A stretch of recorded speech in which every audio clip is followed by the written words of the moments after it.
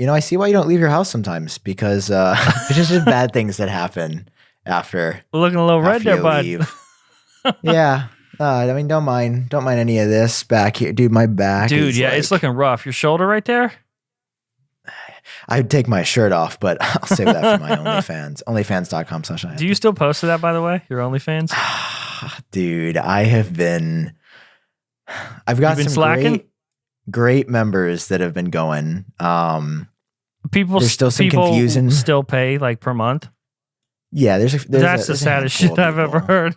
No. I appreciate them. Like it's cool. Like one person I just like have had a conversation with, and I'm like, yeah, if you want to like pay me to just chat, sure, that's fine. I'm not judging. I don't judge anybody, your OnlyFans, people can pay for your friendship now. Is that what you're doing? Yeah, I see John Prosser pop up on there sometimes, and he's always asking for nudes. It's really uncomfortable. It's like we have a professional business relationship. That's the secret has come out. I pay for your friendship. I pay you just to appear on this podcast. That's what happens. Yeah. But yeah, it's still, we're popping off there still. It's still a good time. But at the same time, it is, it's a lot. And, I'm going to still keep going.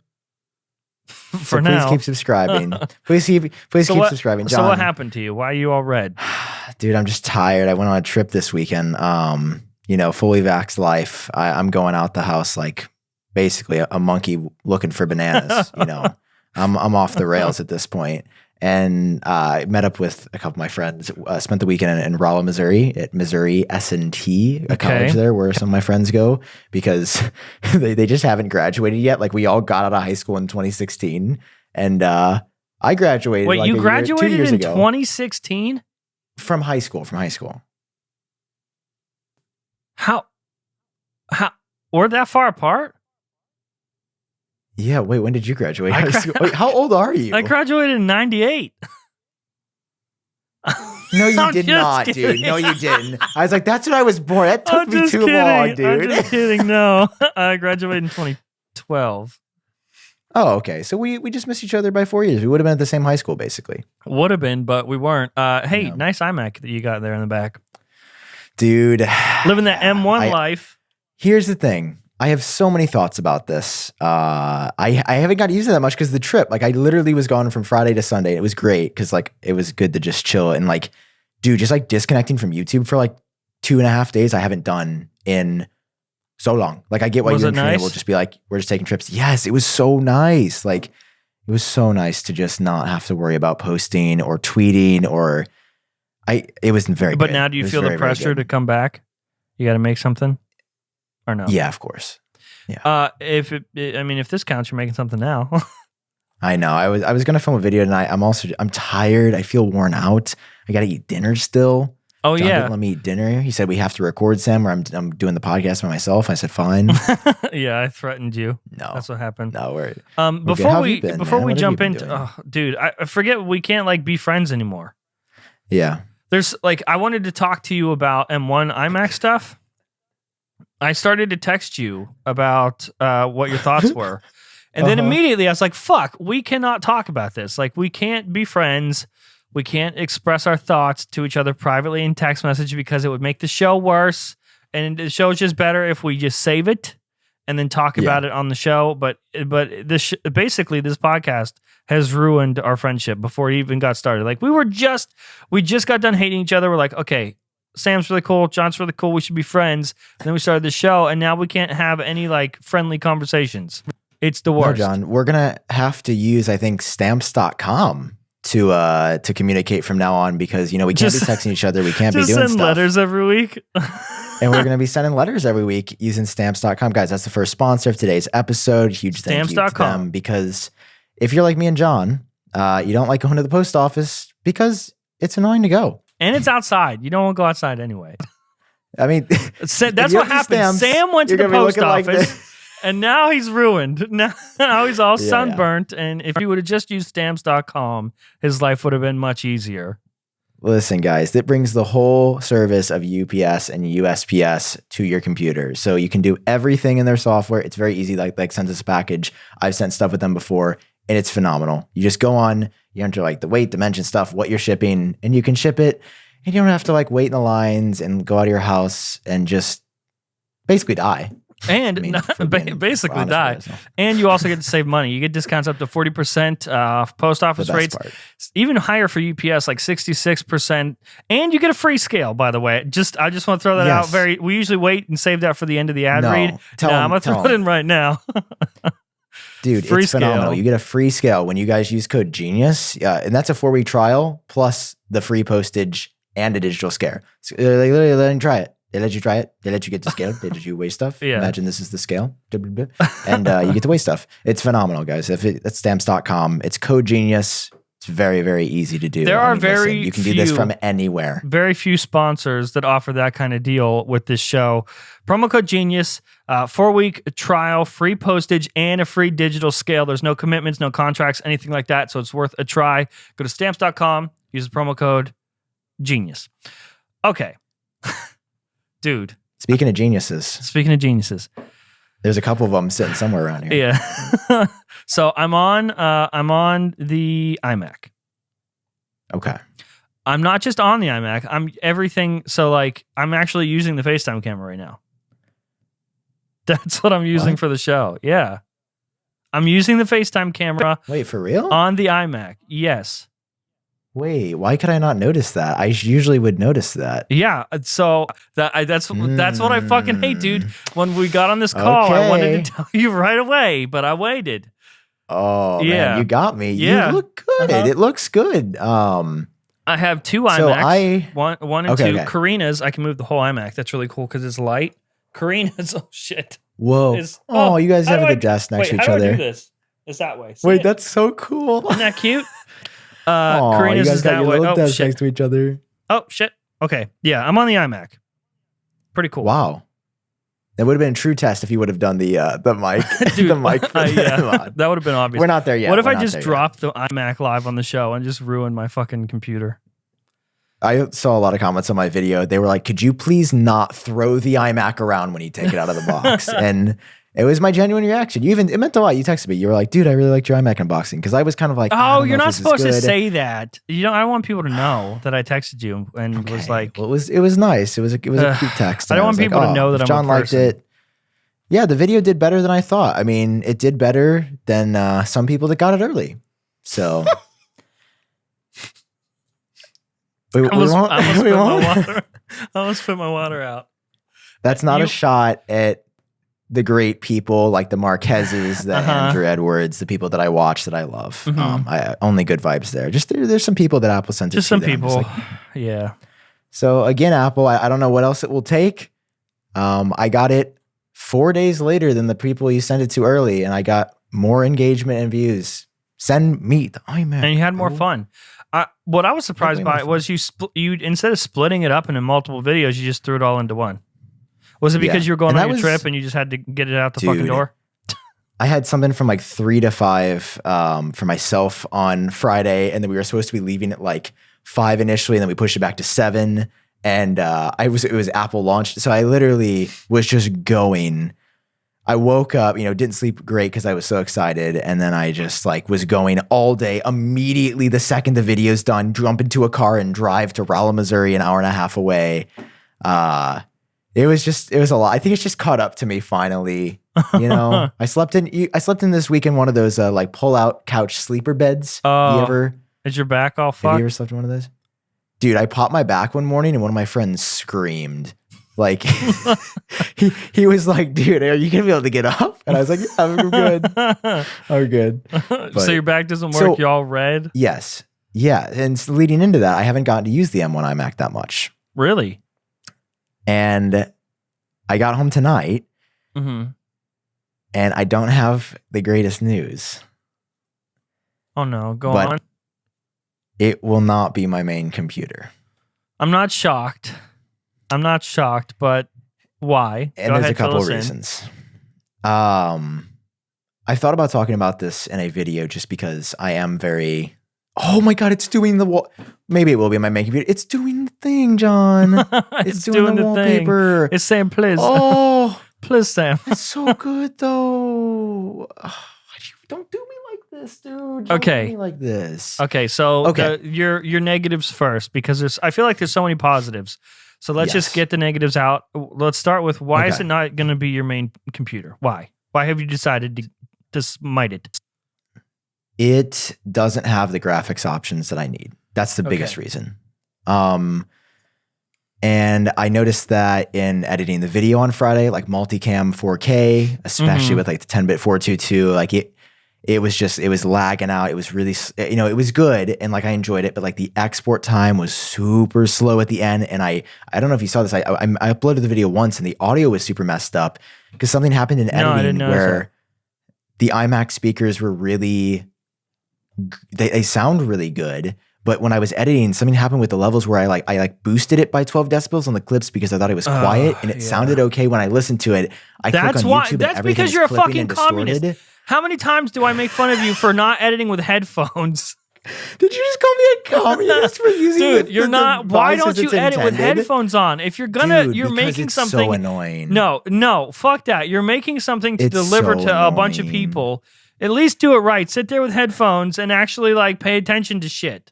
I don't understand that's why okay. you're just like, oh no, I'll just listen to it with iMacs speaker. No, what are you doing with your life?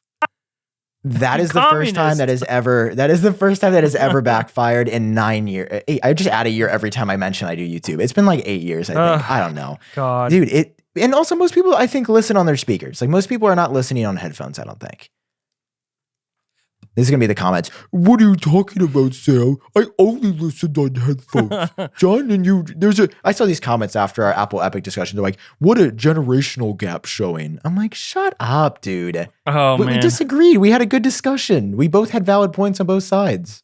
Yeah. The So, end. also, I wanted to bring something up about that. Somebody said, based on my stance, and we don't have to go all through that, but basically, to summarize it, we talked about the Apple versus Epic trial.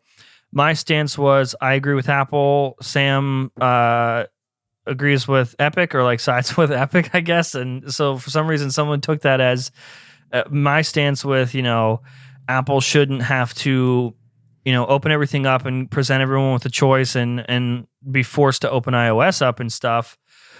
Someone took that as, oh, so does that mean John is against right to repair?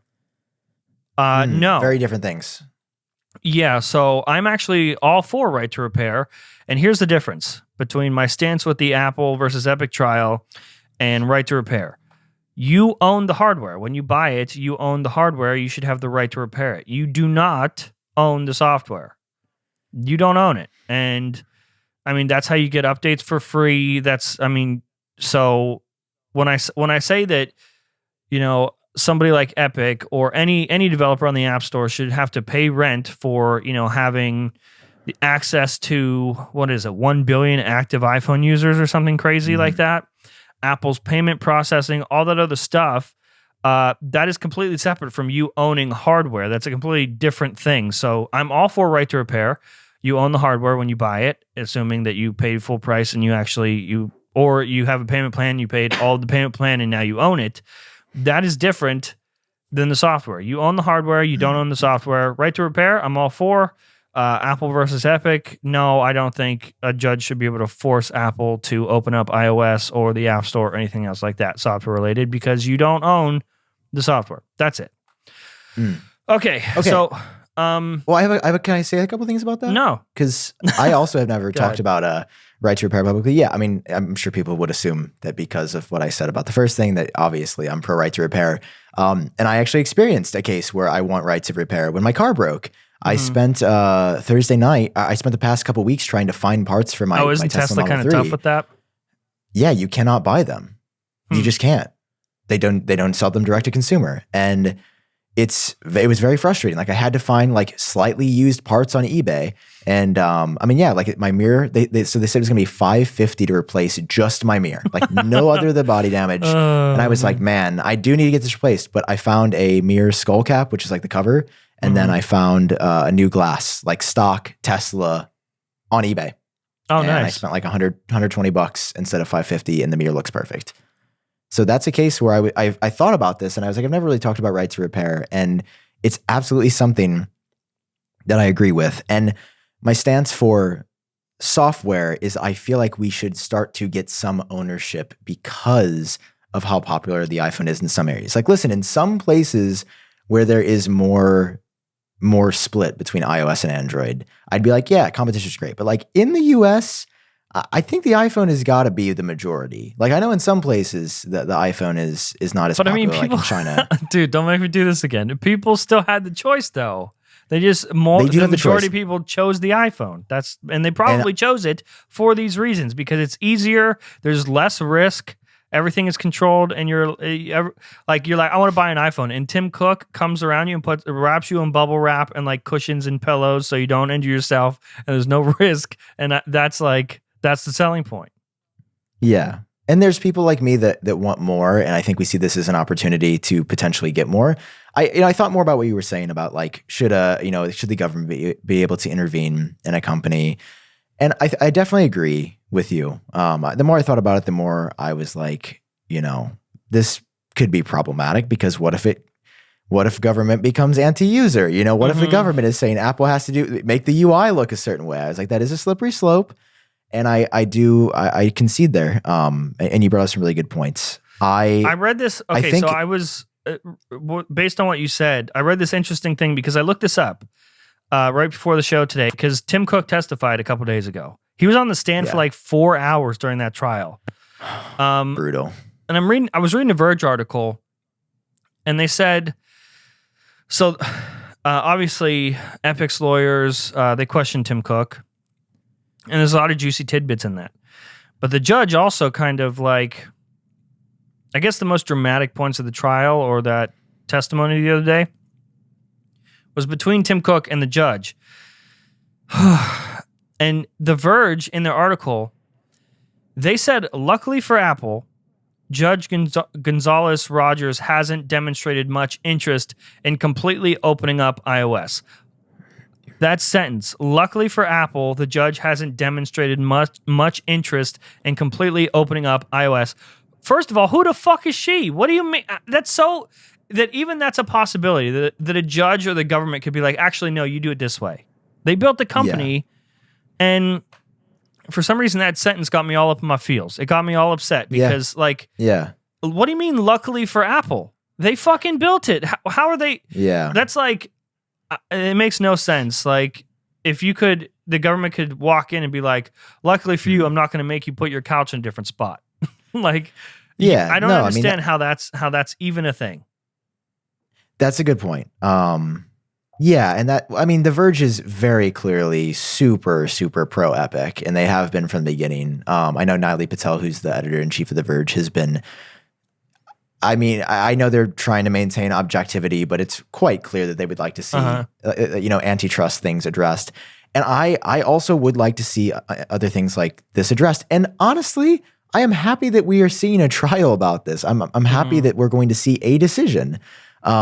Because I do think that these things should be looked into. I've definitely changed my perspective a bit from our conversation, and it was, something that I thought about over the week, and it's something that made me think. I hope that that's what this podcast does for like a lot of you guys out there. That's the reason I listen to podcasts. I fucking love just anytime I've got this one perspective and it's just totally flipped. When I hear a podcast, I'm like, oh, I've never thought about it that way. And, I definitely, don't want the government to as much mess with iOS. I also think that we should have a choice between payment systems. I was talking about this with some friends this weekend, and everybody was actually like very well informed. I didn't think that a lot of people were following the Apple. That's because they listened to the show.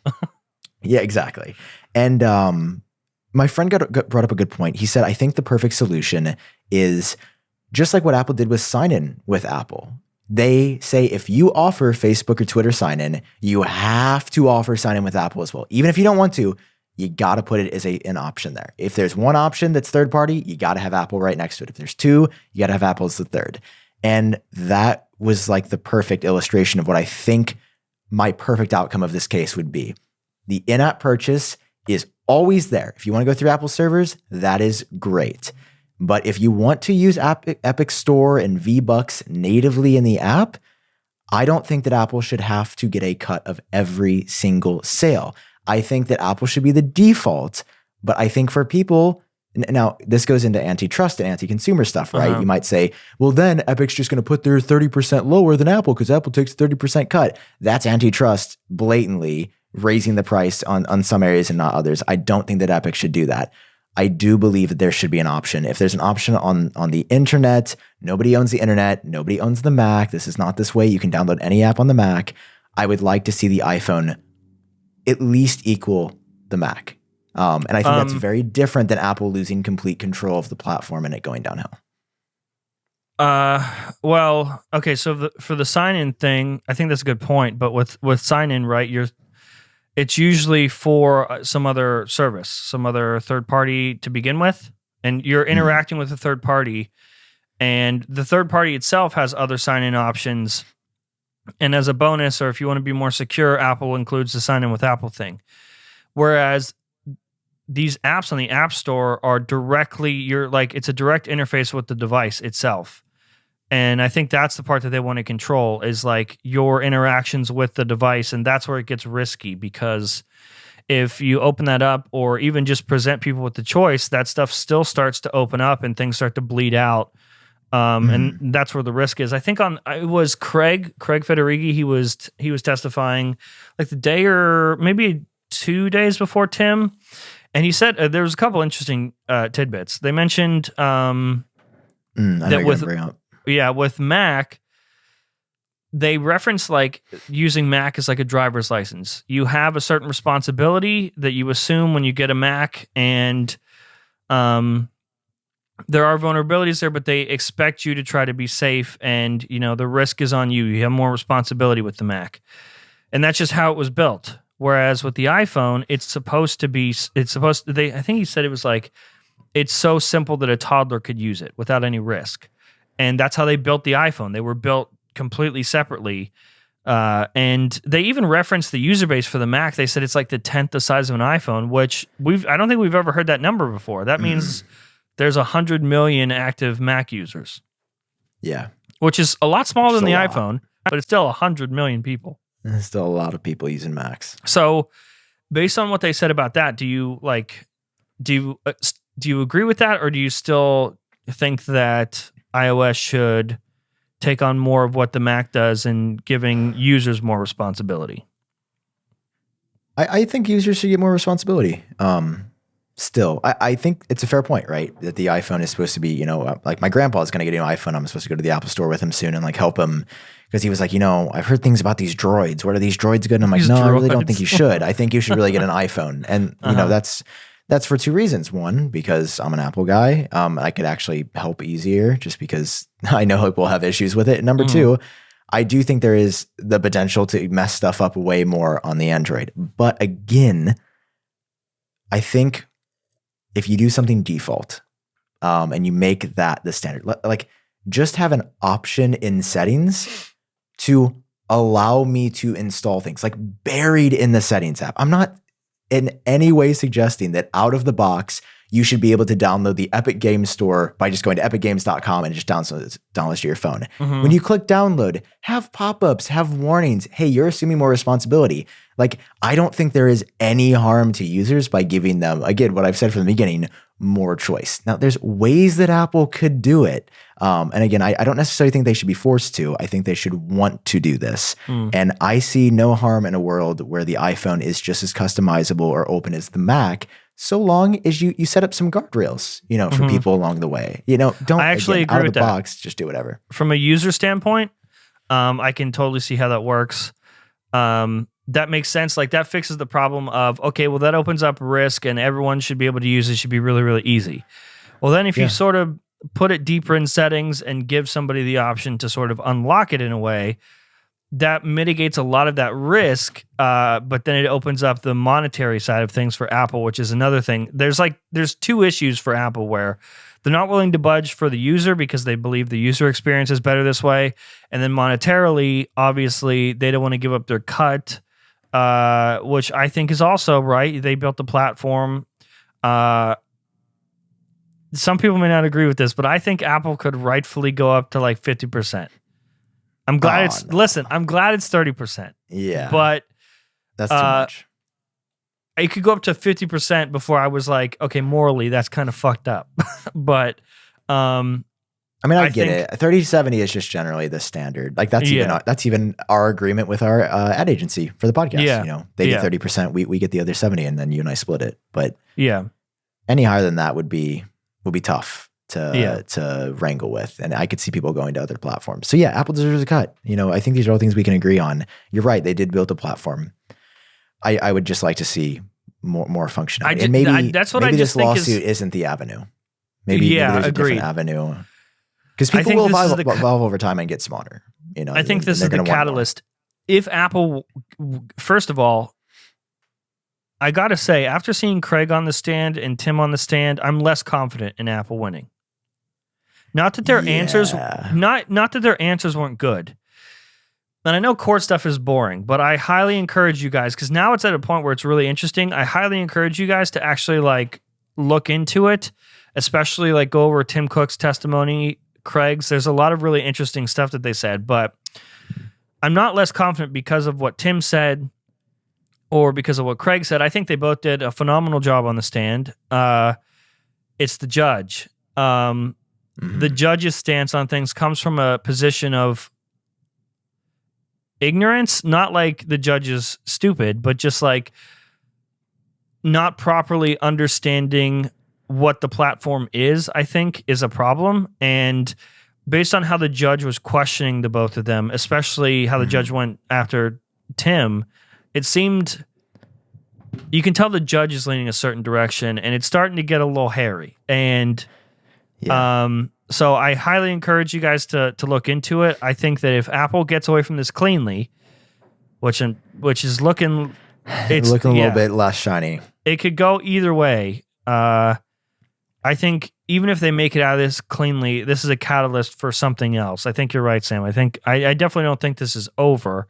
I think this demonstrates that you can take them to court and this stuff can be questioned. And I think that who knows, maybe this presents an even bigger problem because of how public this trial is, and as more of it gets out, more of the users will start to get these answers. And who knows, maybe the users themselves will be like, wait a minute, I don't think I like this. Yeah. And, start demanding changes. Who knows? But yeah, it'll be a very interesting thing going on right now. Back to those new iMacs. Back to the new iMacs. Which are a bit more open than the iPhone. No, I wanted to share a couple more thoughts, and I know you have a ton of thoughts as well. The number one reason that I it's not going to be my main computer is for the graphics computing for video editing. Tonight, I also play League of Legends on my computer, and I had to go to medium instead of very high for the graphics quality just to get above 100 FPS consistently. Yikes. Not even consistent 120, just up 90 to 115. But it's pretty. And I can run it maxed out on my 20s. I don't know if you can see it behind me. It's sitting on the floor. Yeah, you can just see the metal. Yeah, I see it right there. So she's just sitting behind me.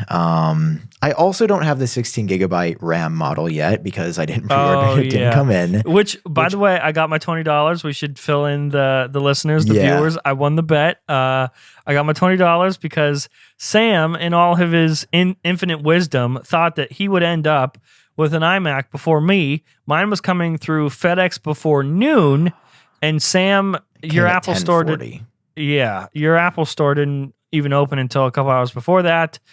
Mine was coming at the latest at noon. Mine ended up coming at 10:30. Yeah. I was really banking on the fact it would come at 11:30 because I would have won. Yeah. I would have won. But I did beat Karina's, right? Yeah. Oh, yeah. You beat hers by a lot.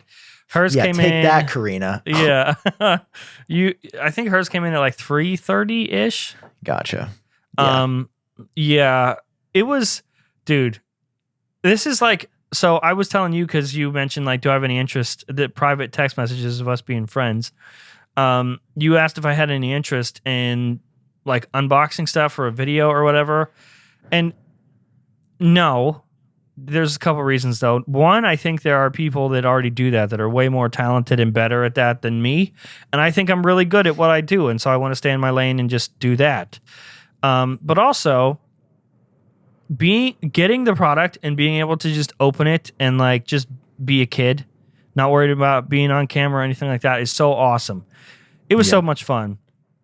So I got mine first, and I was gonna wait. I was gonna wait and wait, like maybe, who knows, maybe 3-4 hours and then open it up with Karina and we open ours at the same time, but we didn't do that because we were both too excited. So mine came first. I opened mine and it was, dude, my reaction was just like, so the videos that you watch and especially the renders from Apple don't do it justice at all. The back is so nice. The back is so nice. And even when I took the plastic off the front, I mean, I'm not a huge fan of the white bezels still, but in fact, there's a little weird like light bleed that's coming in. Have you seen the light bleed yet? You tweeted about that, right? No. This is separate. There's like, I'm looking at the white bezels, and because I have a light up here, it's like bleeding through the white bezel. Whoa. I have not noticed this I think Drew one. from Talos of Tech mentioned it too because he has his sitting in front of a window, and the whole bezel like lights up, like light comes through it. Huh? Yeah, I haven't noticed it on mine just yet, but I'll keep an eye out. It's much better than in the renders and stuff. I would still prefer a black bezel. And I'm also, so Karina's, I think hers is the best. I think hers is the best looking one. That pink, like red color looks so fucking dope. I wouldn't use it personally, but I think that's the best color. I was trying to decide whether I was going to keep it because, I mean, we knew we were going to keep Karina's, but I just wanted one because I didn't want to be left out. And I wanted to be able to, at first we were going to get Karina's and then I would be like, okay, do I want it or not? And then order it. But at that point, like now they're 6 weeks out. You can't get another one till like, I think I looked on Apple's website and I can't get another one for like 6 more weeks. So I'm glad I got it now and I get to make my decision with it here. I am going to keep it. I'm not going to return it. But I still, you're just as you said, I need more. I need a little bit more. Yeah. And so I'm definitely like, as soon as, you know, that larger or iMac Pro comes, instant impulse buy for me. Definitely going to buy it. But for now, for the next couple months, I'm totally cool with this as my main computer. I do have one regret, and it's that I didn't get the silver. Oh man, you've been looking at the silver. Dude, look at it back there, dude. Especially with like that green wallpaper that you have. Oh, dude. I know. The thing was, in the renders and stuff, you had no idea how good the silver was going to look until you started seeing the unboxing videos and just like the in-person stuff. It looks so fucking good. It's beautiful, but I actually am excited to get the blue one that I have on order. I have a blue one with 16 gigs I will of trade RAM you. This looks like 2 terabytes. So that's what I have. But the blue looks like, you know, like a baby nursery. Okay, now imagine the baby nursery. It's painted for a boy that's coming. Okay. And then and the baby nursery is a person. If a baby nursery was a person, and Apple walked up and wiped its baby nursery asshole, this is what the color would be. The front of the back is phenomenal. So it's not a good blue. It's meh. Like the back is fucking wonderful, but it looks like a baby nursery. Yeah. I mean, the more I saw yellow, the more I was like, oh, this is kind of a lot. Like the yellow kind of discoloration on the front, I was like, I don't know. I Isn't that the one you want though? Yeah, that was, but I've sort of shifted because I don't, it's because it's not going to be my main device because I can't game on it and I had a hard time editing with it. And I do miss a bit of the screen real estate. I will admit there. People, have been taking up about me like, wow, it's just so small. I think the screen size is not the biggest issue for me. That's like on the bottom of my list. Yeah, it's definitely small for me. I wish it was bigger, but because the camera's great, the mics are pretty good, the speakers are great, the display quality is great. I don't mind the white bezels. Like these are all things I wanted to follow up on about. I don't mind them. I enjoy them. It's just, and this is something that we've said from the beginning. This is something that at least I've said from the beginning. When all those YouTubers last year were like, M1 for video, replace your whole computer. I switched to M1. From the beginning, I've said, something about this MacBook Pro just doesn't have enough power yet. I just feel like it's not there yet. And I don't say this to discount the M1 because it is a phenomenal chip. Like if you're a person that's just like... H.265 or something? I shoot in 10-bit 422, which just has a lot of color data. I shoot in H.264, and so like it cuts through that like butter. 4K, everything Yes. is fine. Oh yeah, normal 4K video, no issue. Like I Yeah. shot the video, I had the 4.2 10-bit for the main, which is different than 8-bit. Even though it's 2 bits of like color data more, I saw a graph. It's still it was per like frame. this much. Yeah, it's like this much more data when you do the 10-bit. And then the unboxing hand cam was my Lumix GH5, and that was just 8-bit, I believe. Mm-hmm. And that footage is fine. Like I could have edited, I think 2 streams of that, no issue. And part of me is like, man, do I switch the way I shoot just to make this work, or compress the video or something? And I haven't decided to yet. That being said, I mean, I love the device. I'm with you. I love it. I'm keeping one. Like there will be an iMac M1 in my house. It will likely become my podcast machine, or it will sit on the desk behind me when I record for like that. Just because I do love the way it looks, and it's wonderful. I think it's the best computer Apple's made in years. You have to know what you're buying it for, though. Like there's a reason. I mean, this is a replacement for the 21.5 inch iMac. Yeah, you and I are buying this just playing house. That's all this is. How many YouTubers use the 21.5 inch iMac for the main computer? Yeah, not nobody. None. No people that do this. You know, I'm not shitting on people that do. I'm just saying, like, if you're shooting high quality video, that the 21.5 inch iMac was not enough. This is like 50% faster than that. It's still not there for me. Yeah. Which, dude, it hurts me to say. It kills me to say. Brother. And it leads me into thoughts about the M1 iPad it gets you Pro. excited, though. It gets you excited about whatever is next this year for iMac. Real quick, before we talk about iPad, because you do have a couple of those, we should talk about our next sponsor, which is Molecule. First time on the show. Molecule. Everybody welcome Molecule to the show. What's up, and the crowd goes wild. I'm going to put like sound effects in there to make it Speaking of something that probably has an M1 chip in it, I mean, have you seen the way these things look? Like every air purifier I've ever seen, it looks like real bad. And then you look at these and you're like, think air purifiers, but the future and like scientific. Because that's what Molecule has done. Somehow with like witchcraft and black magic, and that's where they get the name Molecule.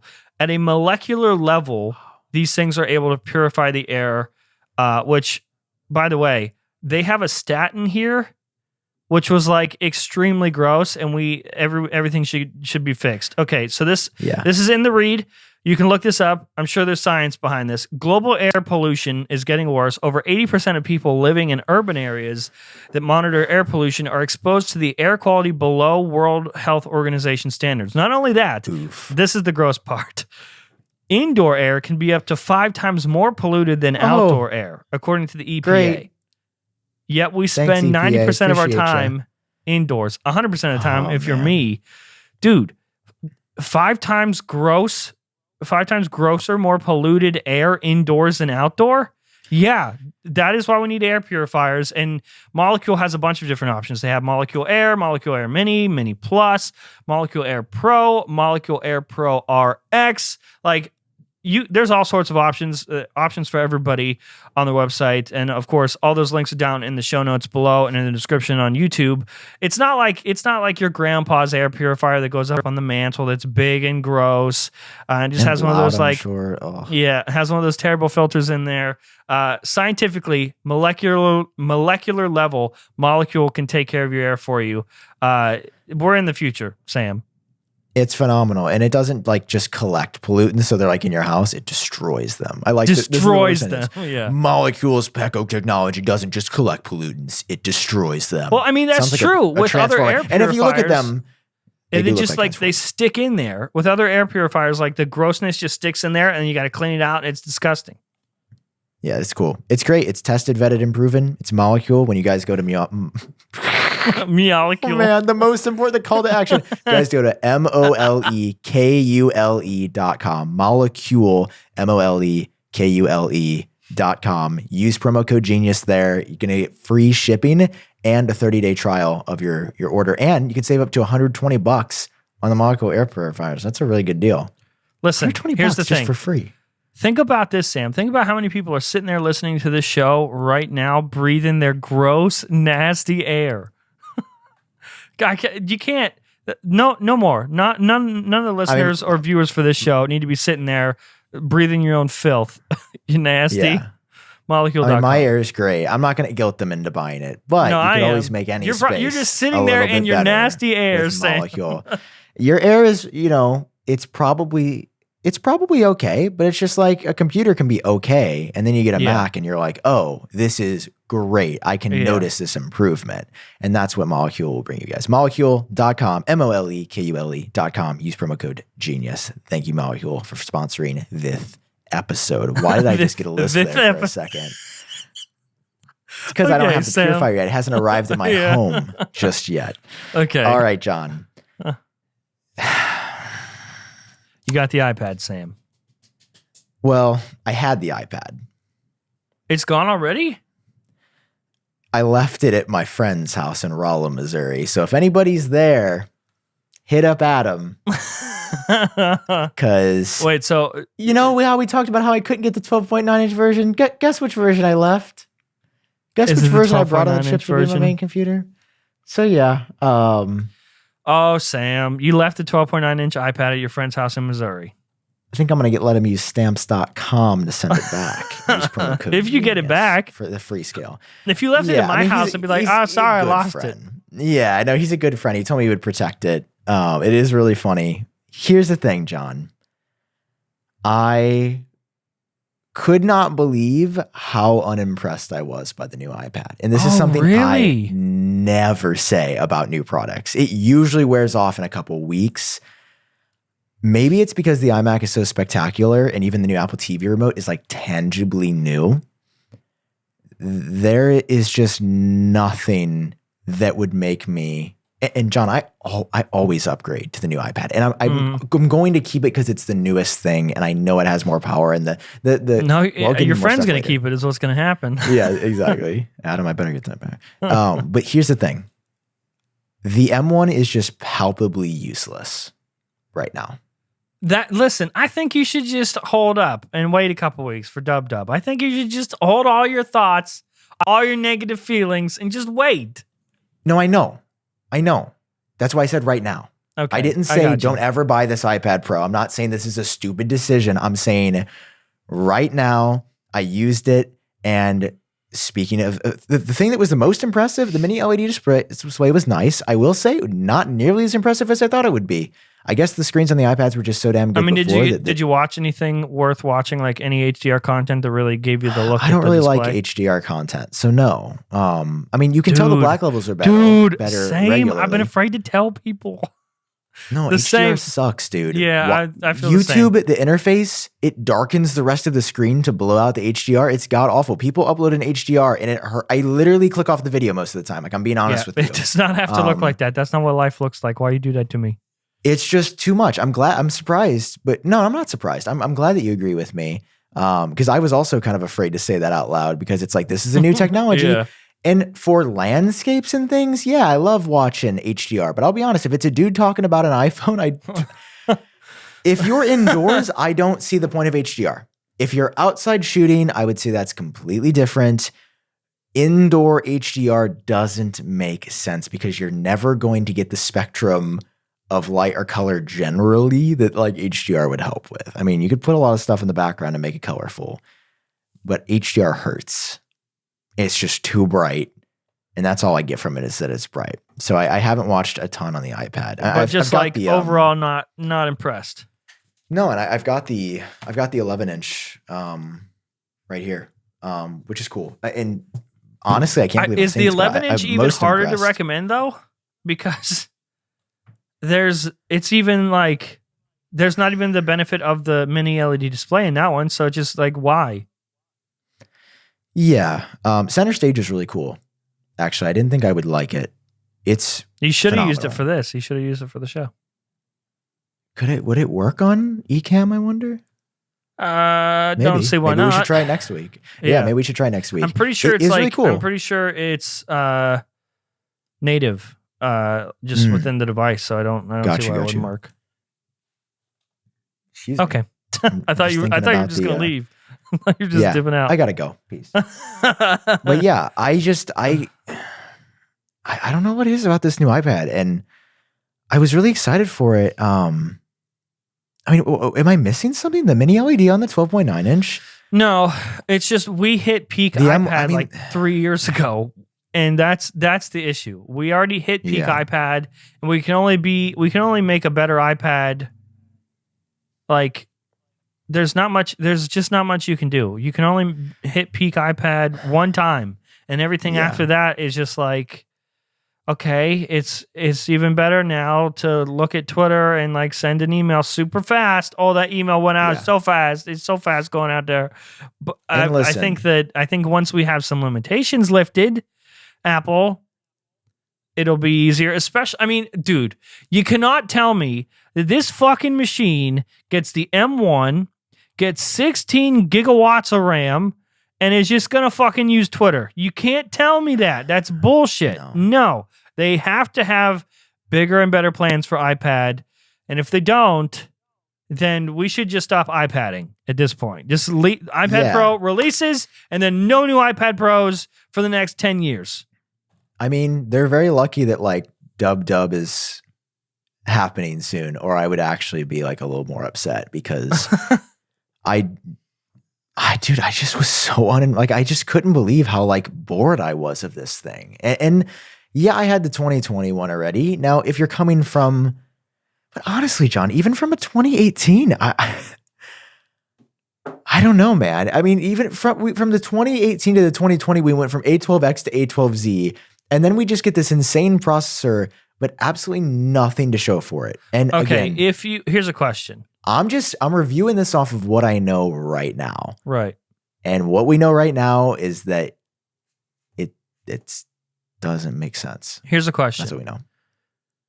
If you're one of those people that they're like the iPad Pro is your machine, like it's your everything, like you're a digital artist and your whole workflow is off of iPad Pro with your Apple Pencil or whatever, or maybe you're a mobile video creator where you edit off of like LumaFusion on your iPad Pro or something like that. If this is your machine, is it worth the upgrade then? Or do you think the 2018 model is still, or even 2020 is just as good and can get you through your workflows just without having to upgrade to this new M1 machine? Sure. If you're somebody that is doing video editing on an iPad Pro exclusively, I don't know how or why you would do that right now. But if you were, or you did a lot of Photoshop work, yes, like everything will render and export a crazy amount faster. But the only case where I think it can seriously replace your computer for creative work, I'm not saying for like people that just go on the internet, check their email, download apps, that's if you get the 12.9 inch. Yeah. The 12.9 inch is $1,100 now. It used to be $1,000. It's now $1,100. Which is like, at that point, dude, just get a MacBook Air. Yeah. This is where I'm going. On top of that, you want to make it a computer. So you're going to buy the $350 Magic Keyboard, which will bring the total cost of ownership up to $1,450, and it's got an M1 inside, John. You could save $400 and get an M1 MacBook Air and Mac OS that isn't as limited. This is the point, and it's why I'm just like actually confused by this device because I don't get why you would buy. If anyone. This is creative people, regular people asked me, should I buy the 1450 iPad Pro Magic Keyboard with the beautiful mini LED display and things like Center Stage, or get a MacBook Air without even thinking MacBook Air? I mean, Air. It's $1,000 for the same thing. The only way I would the other one consider look cooler. The only way I could recommend, go for the pricier iPad Pro would be if you're one of those people that likes to, hang on, there's my iPad. If you like to just, do this and then walk away, like, yes, having that nice. is really great. Like having the option to, it's literally 2 in 1. You get 2 different experiences, having just the iPad, or being able to put it on the Magic Keyboard. I think that's great, but that's like the only reason you should consider paying more for that. Otherwise, you're far less limited with a MacBook Air. Yep. And I mean, of course, this might all sound stupid in a couple months, It probably we'll will. see. I'm praying that it will. There's no way that like, it makes. I want to be wrong. It can't make like we're struggling to make sense of everything right now. I mean, obviously, there's got to be a plan. Like Apple's, it's not this. Like they can't be as blind as they look right here. Mm-mm. Dude, I hope not. Please don't. Please don't make me have bought this new iPad with M1. Because I still don't feel like there's that much that pushes I didn't think there was much that pushed iPad OS to its limits, and then they threw M1 in here, and it's like, if the bar was here, and the processor like threshold was here, I didn't really feel like it was pushed to its limits. Like if you double that, the bar's still here. Yeah. Like nothing is. Let's hope. I'm optimistic. Listen, I'm with you. I just right now feel like the 12.9-inch iPad Pro doesn't make sense. And I'm never someone to be like every year, even last year with the 2020 iPad Pro, I was like, yeah, I really like this device. But then you look and it's like, well, not that much change there. The microphone's got a little bit better. You got the wide angle camera, you got LiDAR. I mean, not that much change this year. I truly thought the mini LED was going to be stunning.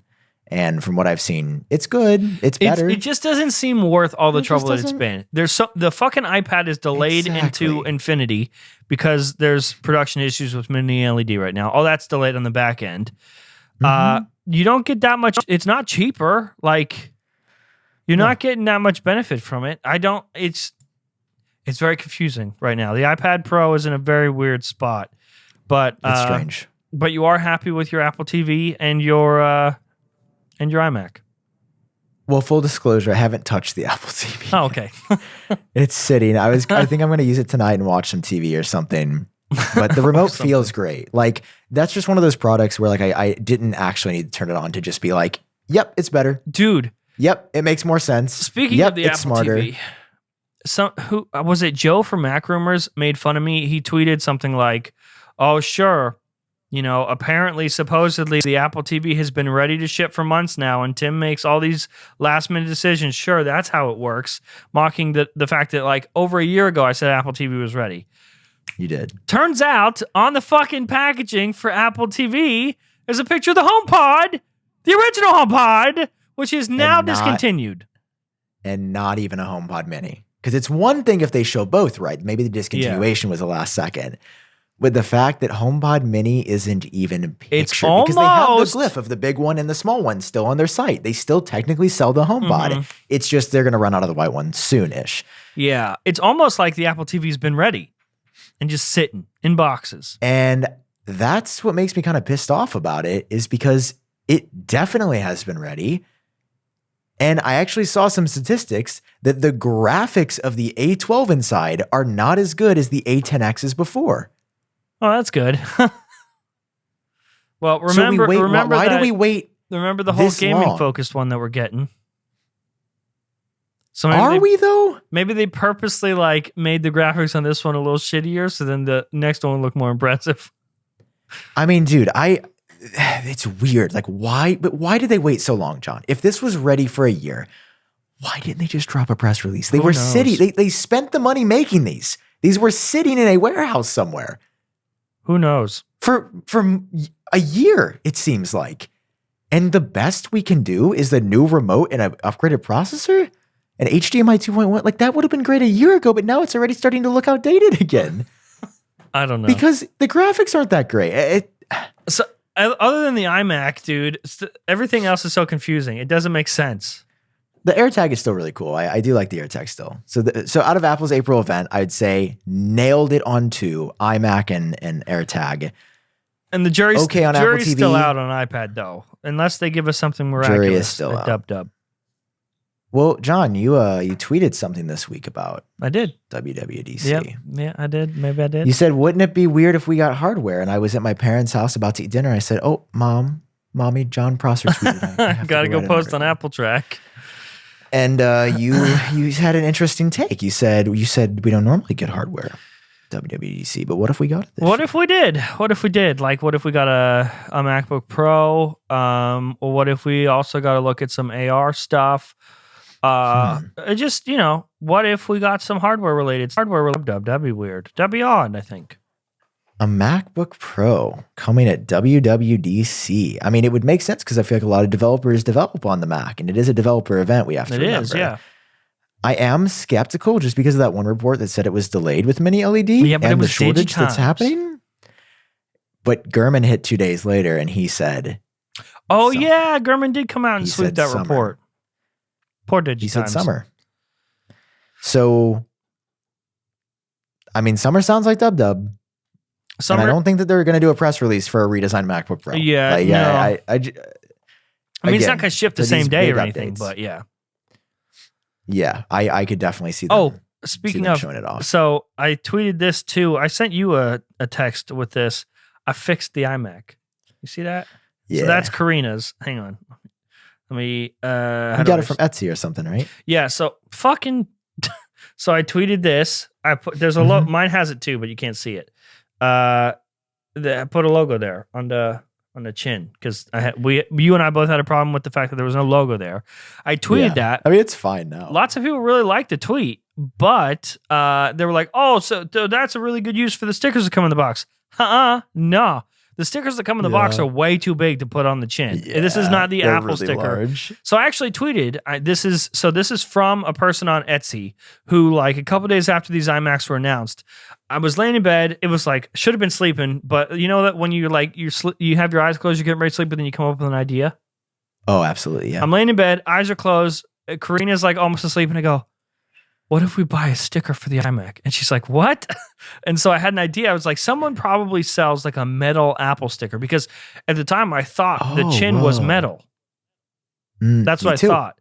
So I thought nobody said that in the reviews. Yeah, I know. I feel like that it was glossy. That was the first thing I noticed. I was like, oh, it's glossy and not metal. Dave Lee had said that it was glossy. I love Dave. Like way early.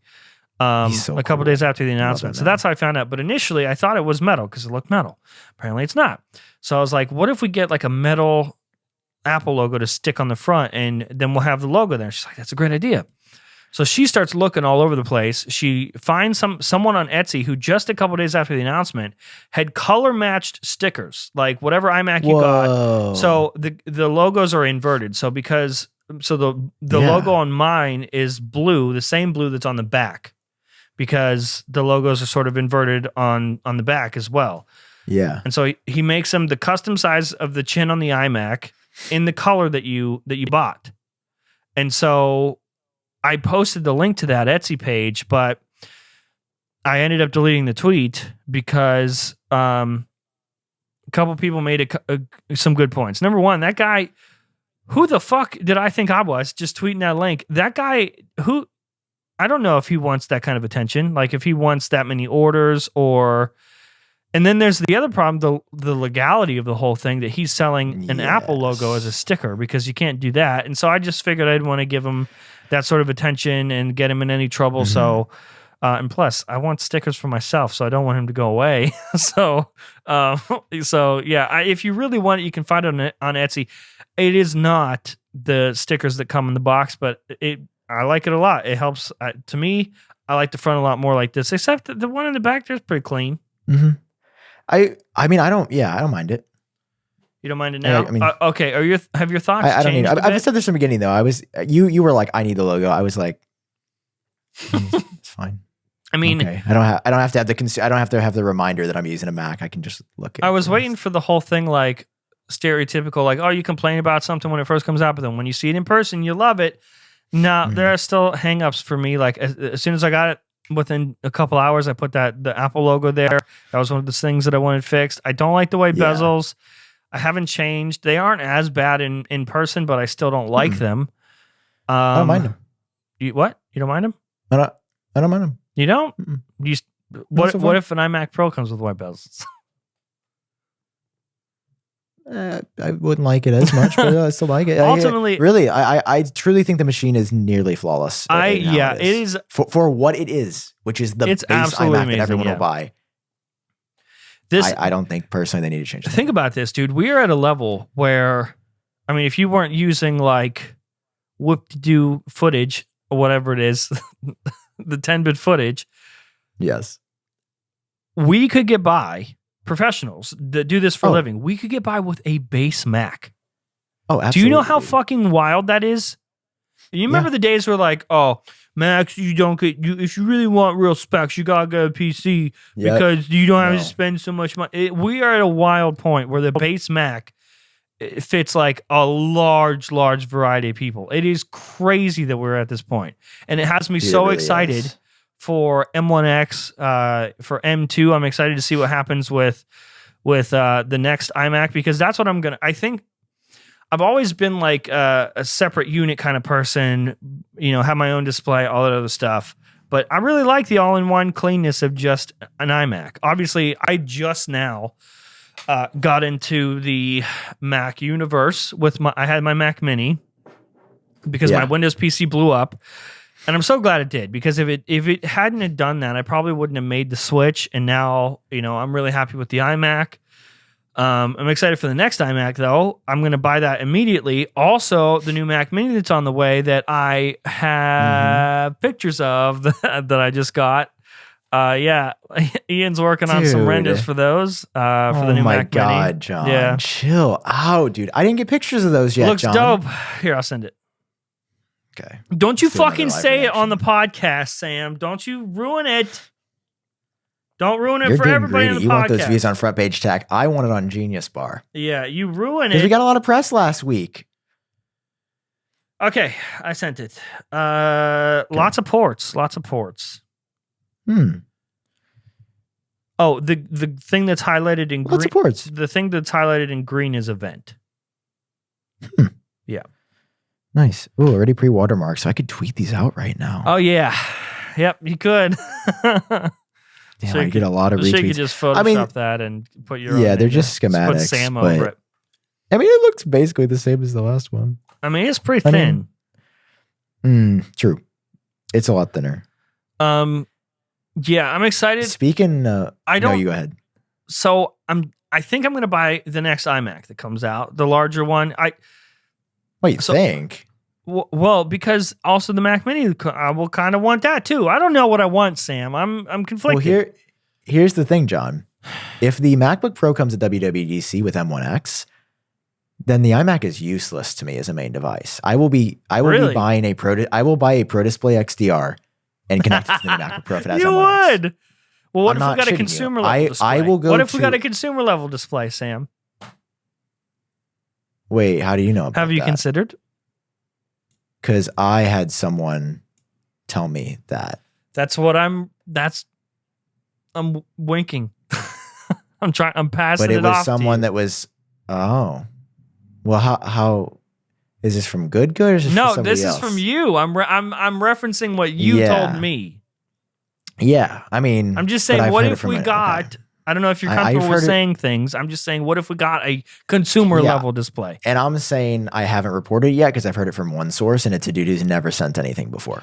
Oh, good. So I don't know, but it was I don't know. Sometimes you just get a feeling about some leaks. Mm-hmm.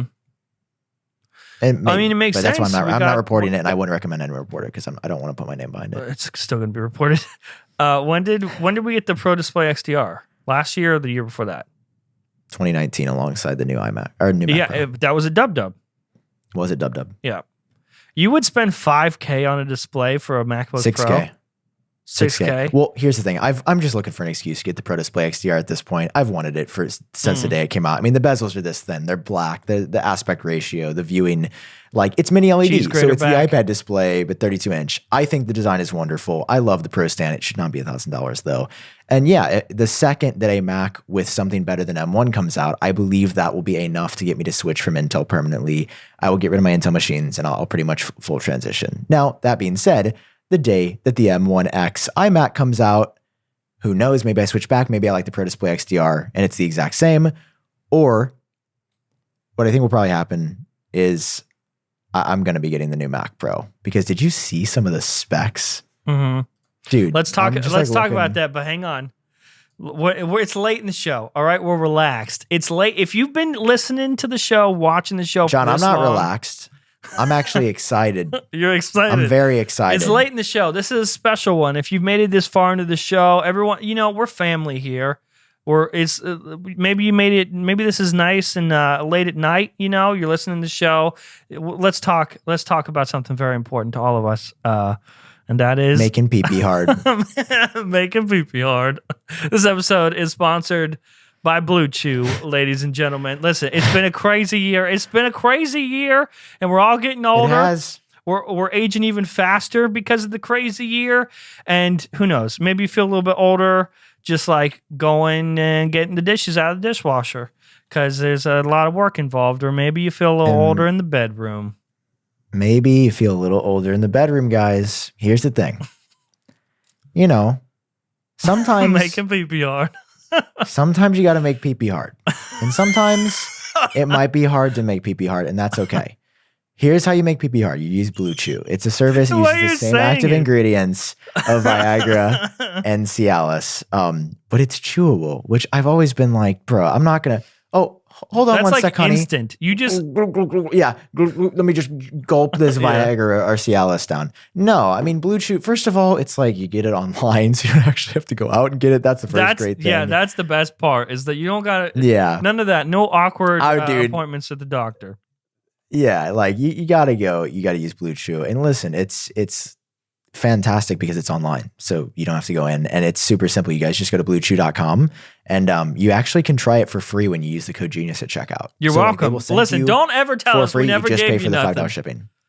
Yeah, free pee-pee hard. It's from us. Phenomenal. They're made in the USA, so they prepare and they ship direct, so they're also cheaper than a pharmacy, which is also another thing. Like, dude, the markups on some, I mean, I'm sure you've been to the store, but like the markups on some medications are insane. Yeah, and it's not even like other competitors. I think when a lot of people hear about this stuff or think about this stuff, they think, oh, my pee-pee work fine. I don't need that. Yeah. But it's not just if your pee-pee no work. It's just like if you need a little extra boost, you want to have a crazy night. Yeah. Or you got some anxiety. You never know. There's all sorts of use cases, but it's not just if your PP don't work. Like if you want to sign up for a crazy night and you know it's going to be crazy, use code Genius. And listen, when you use code Genius and you get your free Blue Chew, you get to try it on us. When your pee-pee's hard, I want you to think about us.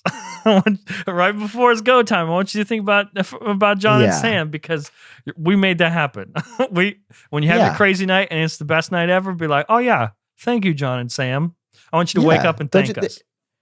Because that's what they are. We're just being clear that it might help you if you are looking for a different bit of an experience. It's great. You know, you that's chew the it. word.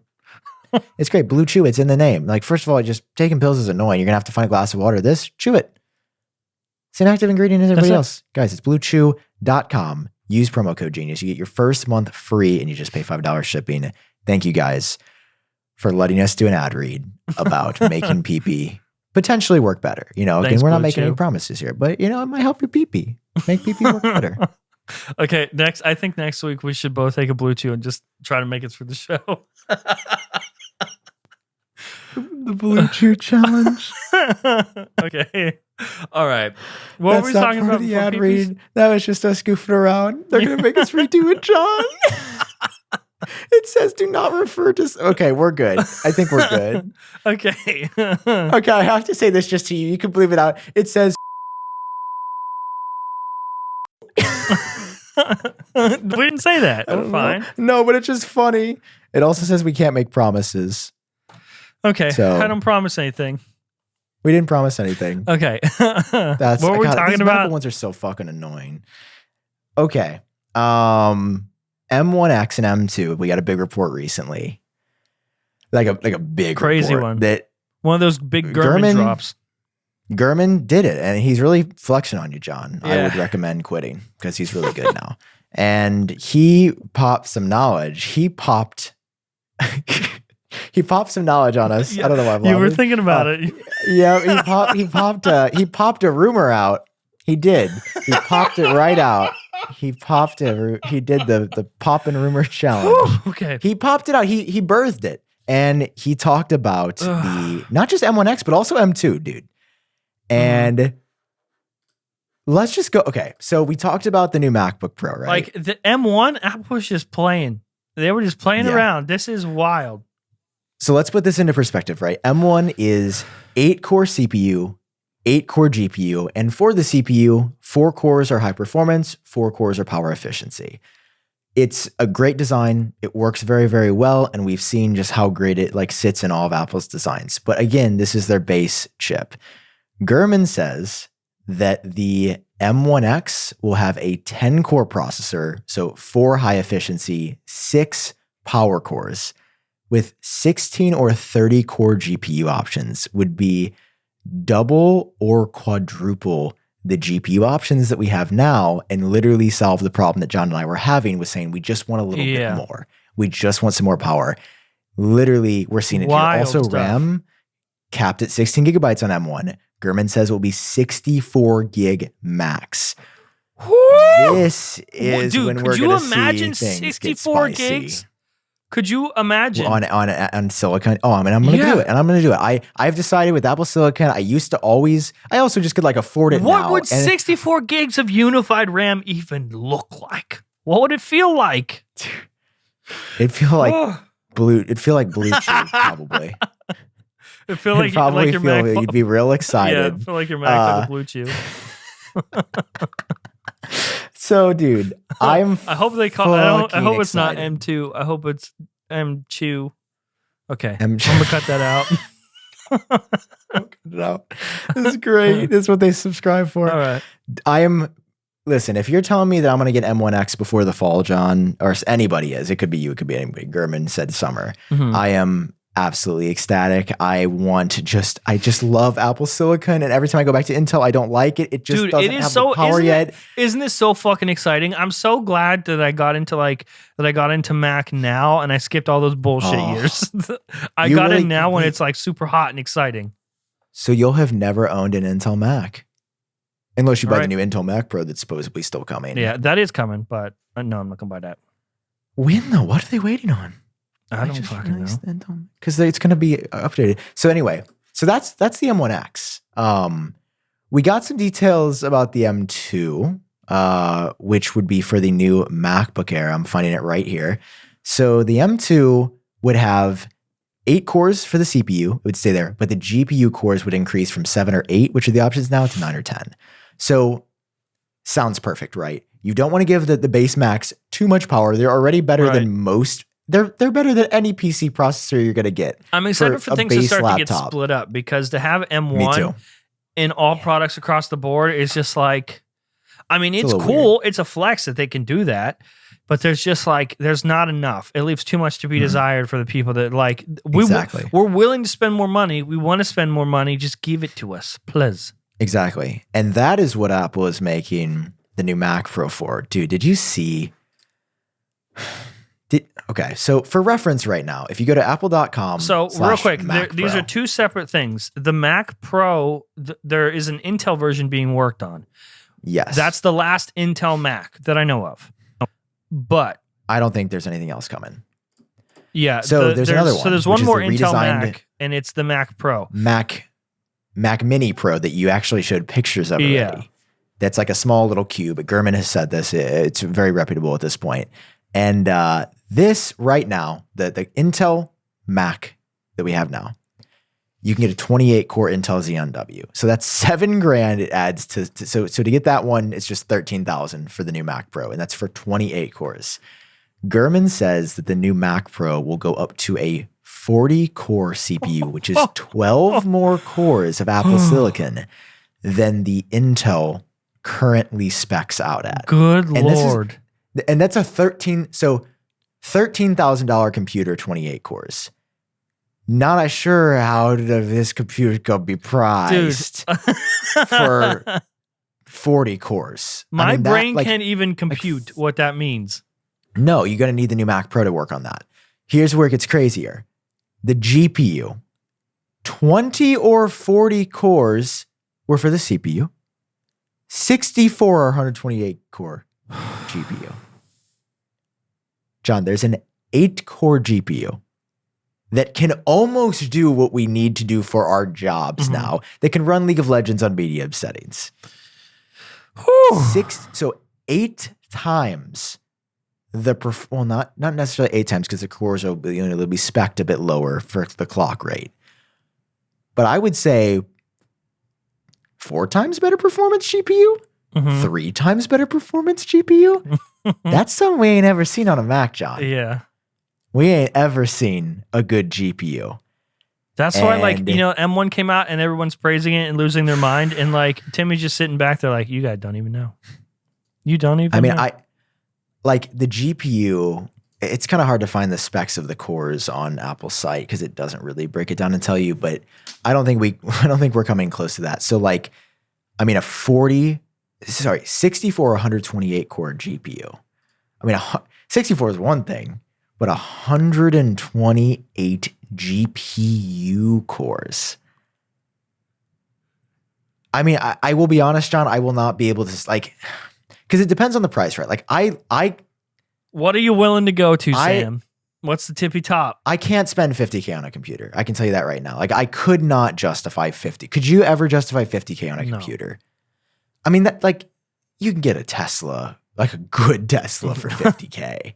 I mean, you can get a car, like, or you could, that's a down payment on a house. I don't think I could do 50K. Well, we don't do anything worth 50K putting into a computer. There's nothing that we do that we're like, yeah. I need that one. Marquez, well, I'm sure have that one. But here's the thing. I think I'd be willing to go up to 20.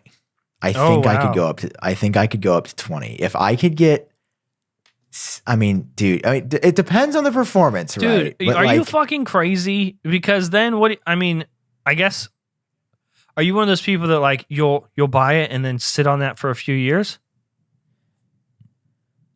I mean, I'd hope that would be the case. Because I like to buy, like, I just want the new stuff. I like to try new stuff every year. Too. And so I'm not going to spend $20K on the fucking new Mac Pro every year. That's not what I'm going to do. But no. If it gives me the Jeep, okay. This would be if it could actually start to game. This would be if I could play Call of Duty. Dude, if you want a game, if that is the thing, FPS. That's fucking wild, dude. You don't need to spend $20K to play fucking League of Legends. No. I'm saying this would allow me to not buy a PC that I've thought about, like, building or buying to play games. And I mean, John, just imagine, like, imagine if you could edit your video with, like, the render just going, like, right now it will take the real quick, how'd that go? It went, okay. Right now it goes, doom, doom, doom. I mean, imagine. Very clear. Yeah. One of these is on Bluetooth. One of these is not. I just really want. Oh, that was it. That was a peak show. All right, see you guys next week. I don't know if I would actually spend $20,000 on a computer because that's like a lot of money. That's like a lot of money. Yeah, that would be. Yes, I think that'd be up there with. Okay. I'm saying, like, with the Pro. With the Pro Display XDR in there, so $14,000 on the computer.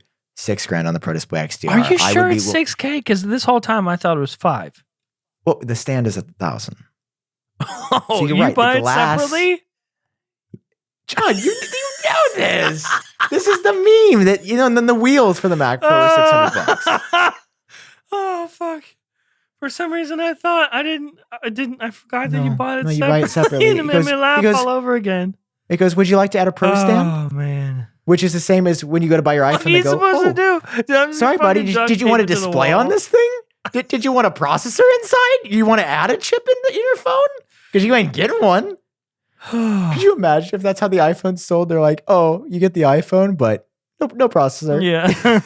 It's the same thing. Like, who is going to buy it? Like, who's not going to buy the stand, guys? It was, again, marketing. Because we're talking about it now. Work. Yeah. Damn it. But okay, I'm willing, like, to get. I've always just wanted insane performance on a computer, and this seems like the venue, right? Like these 64 and 128 core GPUs.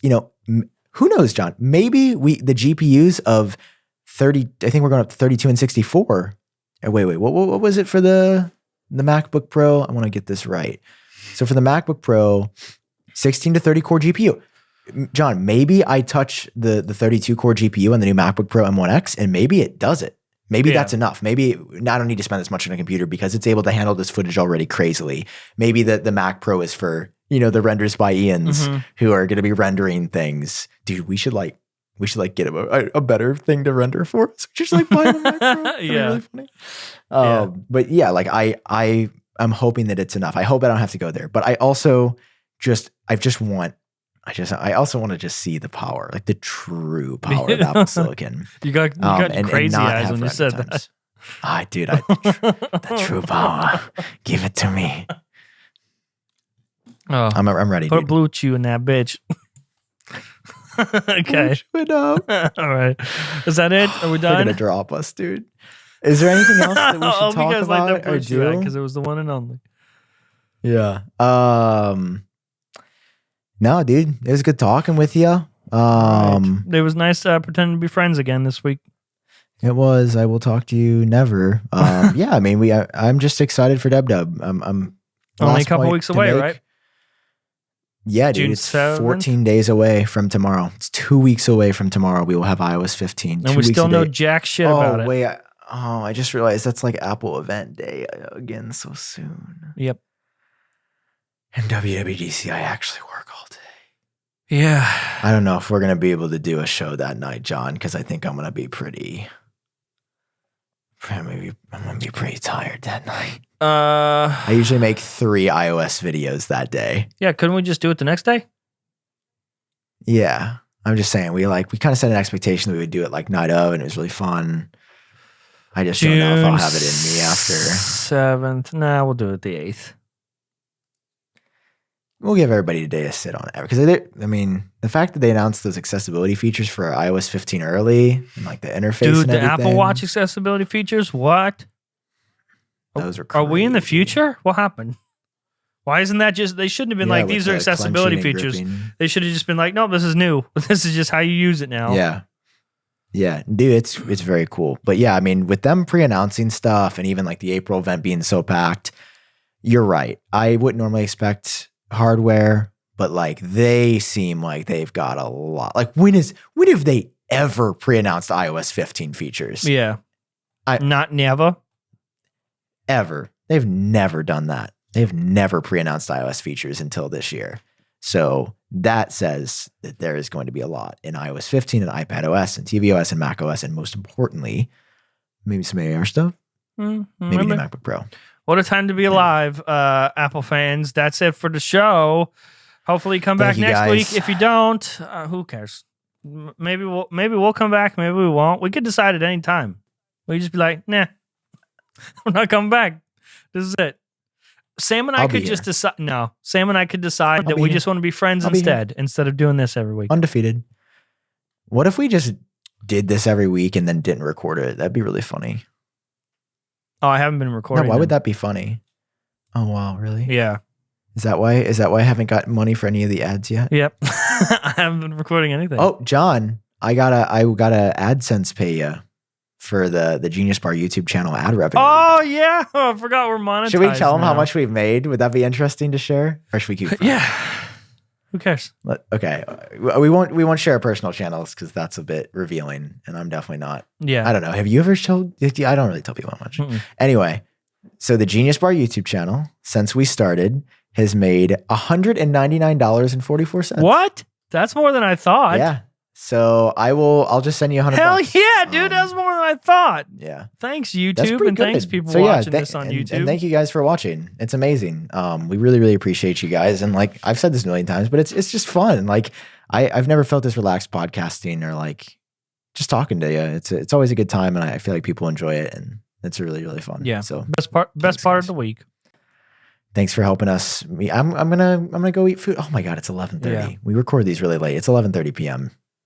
I need to go eat dinner. Thanks for making our dreams come true. Thanks for listening to the show every week and watching the show every week. Without you, we are but measly YouTubers. Yes. Thank you guys. We love you. We appreciate you. Thanks again to stamps.com, Molecule, and Blue Chew for sponsoring this episode. All right. Peace out, guys. Later. We'll see you later.